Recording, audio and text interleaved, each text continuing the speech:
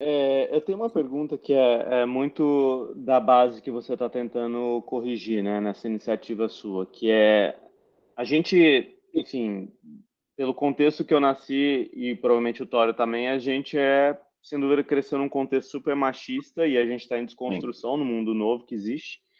E que bom, e tomara que os meus filhos não tenham esse mesmo conceito. E, e ao mesmo tempo a gente cresceu acreditando que a meritocracia existe de uma maneira igualitária, né?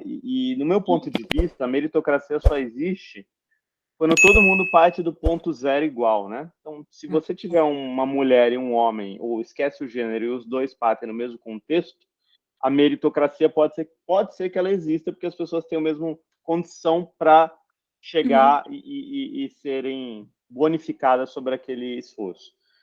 O que acontece hoje é que a gente acredita que existe isso, a gente foi criado acreditando que a meritocracia existe independente de gênero, quando na verdade não existe. Porque na verdade as mulheres, pela história da civilização, elas foram condicionadas a muitas vezes não estudar, muitas vezes não poder trabalhar e tiveram que fazer uma revolução para ocupar esse espaço.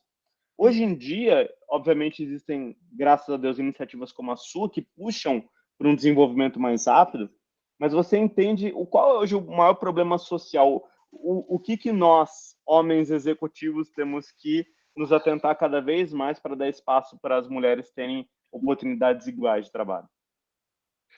E olha, muita coisa.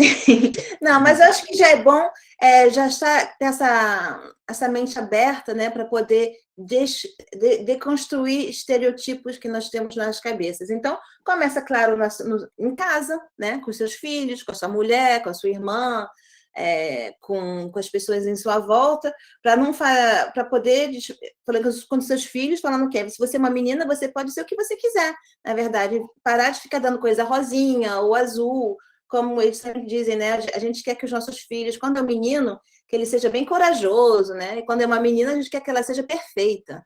Ou então deixar a menina cair, não ficar, tipo, tomando conta dela como se ela fosse feita de porcelana, e o menino, se ele cair, eu falei, levanta, pô, você, entendeu?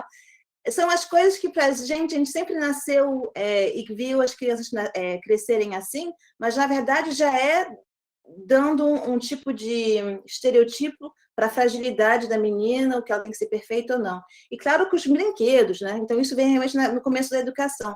Eu acho que depois, quando chega na idade adolescente, é muito importante também que essa idade é quando as meninas, até os 12 anos, tem tipo 79% das meninas que estão interessadas em tudo que é IT, né? STEM. Uhum.